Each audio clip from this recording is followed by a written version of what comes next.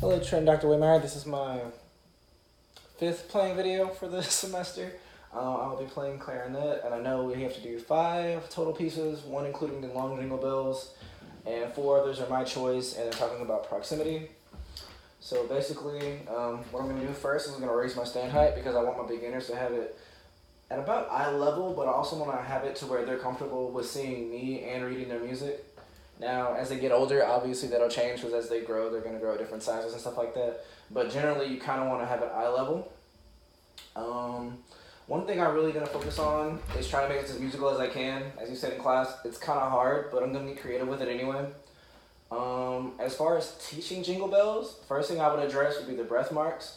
And I'd have them take them all just so they get them reading notation and stuff like that. And then also I would have done my score study to kind of see what problems that my kids may or may not have. One thing while looking at clarinet jingle bells is there is a 6th in there, a major 6th of C to A natural. And so clarinet fingerings is thumb 1, 2, 3 for the C, but it's just 1 on A. So that can be a lot of fingers, especially for a beginner, but I also would have had them practicing that, or maybe doing a B-flat scale, like, okay, now clarinets, let's do A, let's do C to A, and kind of walk it down the scale, walk it up the scale like that, to kind of practice that little interval. That way their fingers kind of get used to it. So right now I'm going to play Long Jingle Bells, and I hope you enjoy it, and I'm going to try my best.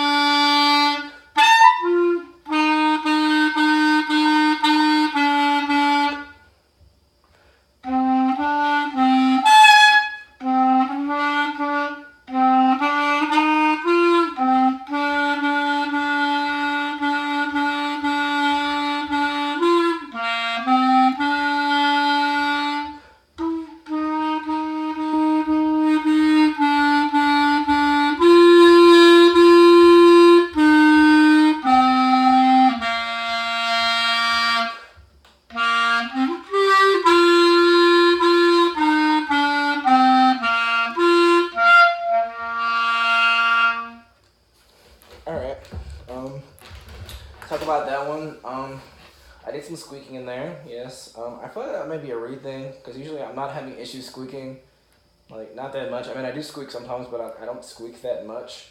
I'll talk to you about that tomorrow and see if I can get a newer reed or a little stronger one, maybe a 3 at that point. As far as musical, I try to make it as musical as I can. The first 4 measures weren't that musical. But after square 5, I started kind of to do things with the music, like crescendo and whole notes and taking the breath marks where I could and making sure to tap my foot during the rest just to make sure I stayed in time. Also, another thing that I might add is that when those bad notes happened, I didn't stop trying. I kept going as much as I could until I got the note that I wanted out, and I tried my best to keep it going.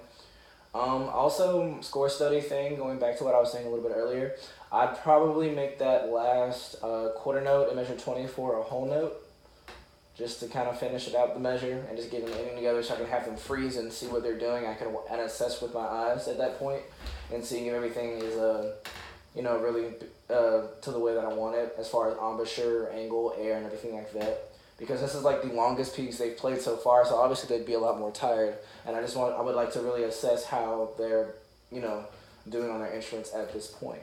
Alright, so moving forward, we're going to do Sweetly Sings the Donkey. Actually, I like that one. Nah, I don't like that one, yeah.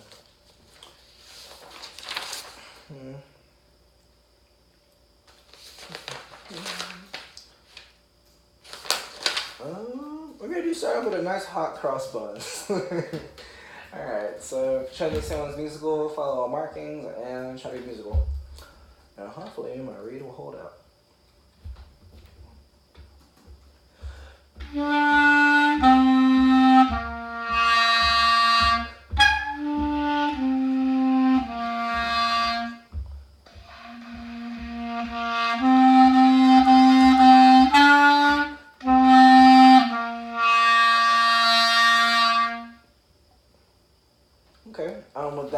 the notes spoke. I did squeak a little bit in measure 3, but it wasn't as bad as it was earlier, so it probably might just be a me thing. But we're going to work around it, and we're going to make the best out of it anyway. So as far as hot cross buns goes, I think it went pretty well overall. Talking about my tone's a little bit spread today, so I need to focus in and tighten up more of my lips and my embouchure, and really make sure my chapstick is on.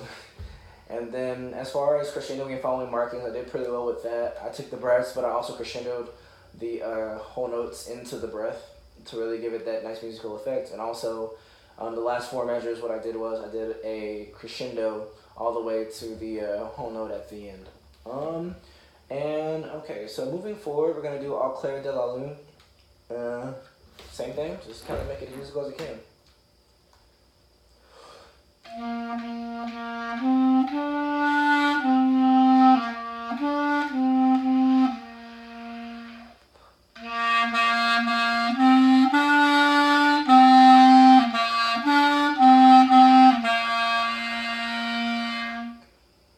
Okay, if I talk about pitch, I would say I'm kind of sharp.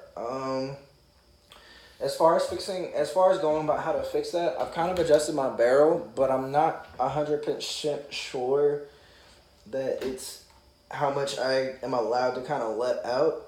I don't know if the cork is showing, if it's okay, if that might cause air leaks. I'm not. So a good general rule that I've kind of looked for myself is that like until like the end of the plastic, right before you get to the cork, is kind of where I have it.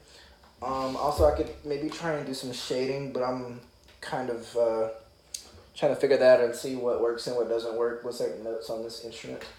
As far as being musical, I just made the first 4 measures really, really quiet. Then I got loud the last 4 measures to kind of give it that dynamic effect there. So let's see.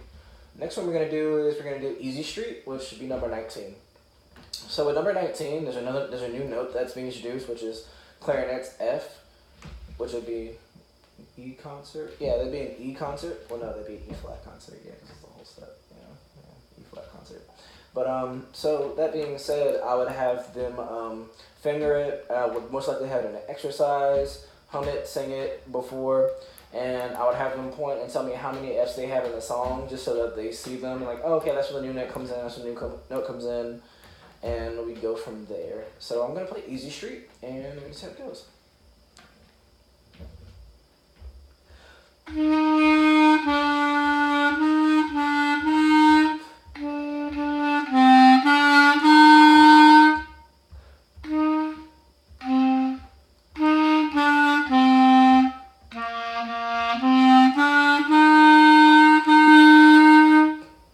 Okay, so stopping there.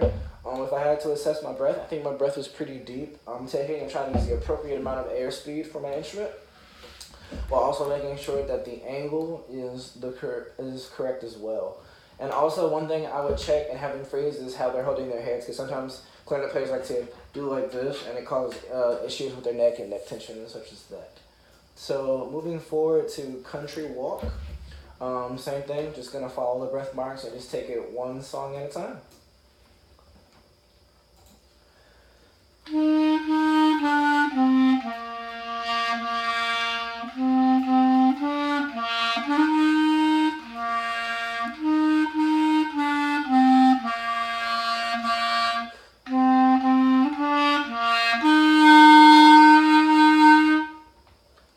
So if I talk about that one, I would say the crescendo on the last note was not too good.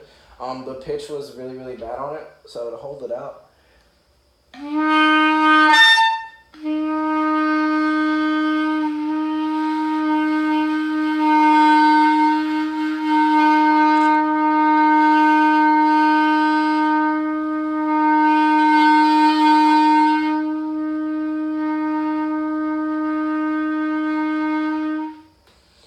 Towards the end, I kind of found after doing a little bit of shading and having my barrel out a little bit. So the importance of shading is very important, but I'm still not 100% sure necessarily how do you teach it without confusing people, because everyone's instrument would be different at some point. So I don't know how you go about addressing that as to what each person would do with their own instrument and have it be in the correct place, and where you would take time out of the rehearsal to do that. Because they just might be one of those things that just happens and you don't really notice it until it's, oh wait, wow, we need to go back and fix this. So yeah, those are my 5 pieces. So talking about proximity, I think it's something that a lot of beginner teachers, they forget about because they get comfortable being on the podium all the time and they don't really leave to really assess and walk through and really see what their students are doing. They mostly use their ears. And I mean, there is some validity to, standing in the front, but there's also a lot more validity in, going into your ensemble, walking through and just making sure that everything is, the way you need it to be. Also, I think that we need to start moving around more, and with proximity, there needs to be dynamic changes in your voice, like a certain inflection that really, helps you get your point across, and word variety and things of that nature that kind of draws people's attention. So the power of proximity also goes with, it goes with, going to one side of the room. I hammer, listen to clarinets, and you actually go to that side. And that just adds a little bit more like, okay, he's right here.